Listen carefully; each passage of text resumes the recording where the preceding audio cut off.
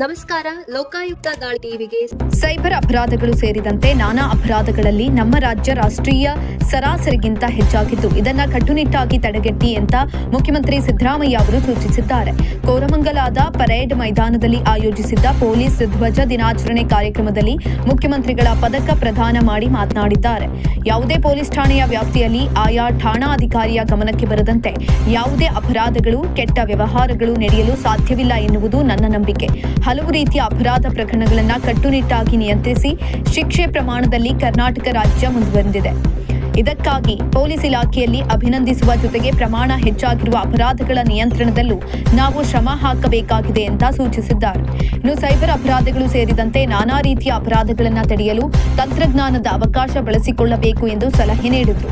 ಸಮಯದ ಮಿತಿ ಇಲ್ಲದಂತೆ ದಿನದ 24 ಗಂಟೆಯೂ ಕರ್ತವ್ಯ ಪ್ರಜ್ಞೆ ಇಟ್ಟುಕೊಂಡು ಕೆಲಸ ಮಾಡುವುದರಿಂದ ಸಮಾಜದಲ್ಲಿ ನೆಮ್ಮದಿ ಮತ್ತು ಸೌಹಾರ್ದತೆ ನೆಲೆಸಿದೆ ಎಂದರು. ಮಹಿಳೆಯರು, ಮಕ್ಕಳು ಮತ್ತು ದುರ್ಬಲರು ಹಾಗೂ ಅಸಹಾಯಕರು ನಮ್ಮ ಸರ್ಕಾರ ರಕ್ಷಣೆಗೆ ಮೊದಲ ಆದ್ಯತೆ ನೀಡ್ತಾ ಇದೆ. ಪೊಲೀಸರು ಇದನ್ನ ಗಮನದಲ್ಲಿಟ್ಟುಕೊಂಡು ಕೆಲಸವನ್ನ ಮಾಡಬೇಕು ಎಂದಿದ್ದಾರೆ. ಇನ್ನು ರಾಜ್ಯದ ಆರ್ಥಿಕ ಬೆಳವಣಿಗೆಗೂ ಜಿಡಿಪಿ ಪ್ರಗತಿಗೂ ರಾಜ್ಯದ ಕಾನೂನು ಸುವ್ಯವಸ್ಥೆಗೂ ನೇರ ಸಂಬಂಧ ಇರುತ್ತೆ. ಇದನ್ನ ಗಮನದಲ್ಲಿಟ್ಟುಕೊಂಡು ಪೊಲೀಸ್ ಇಲಾಖೆ ಕಾರ್ಯನಿರ್ವಹಿಸಿದ್ರೆ ಆರ್ಥಿಕತೆಗೂ ದೊಡ್ಡ ಕೊಡುಗೆ ಕೊಟ್ಟಂತಾಗುತ್ತದೆ ಎಂದರು. ಇನ್ನು ಕರ್ನಾಟಕ ಡ್ರಗ್ಸ್ ಮುಕ್ತ ರಾಜ್ಯ ಆಗಬೇಕು ಎನ್ನುವ ಗುರಿ ನಮ್ಮ ಸರ್ಕಾರದ್ದಾಗಿದೆ.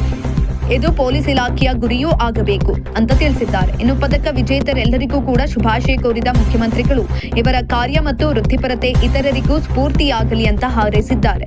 ಗೃಹ ಸಚಿವರಾದ ಜಿ ಪರಮೇಶ್ವರ್, ರಾಜ್ಯ ಪೊಲೀಸ್ ಮಹಾನಿರ್ದೇಶಕ ಡಾಕ್ಟರ್ ಎಂ.ಎ. ಸಲೀಂ ಅವರುಗಳು ಉಪಸ್ಥಿತರಿದ್ದರು.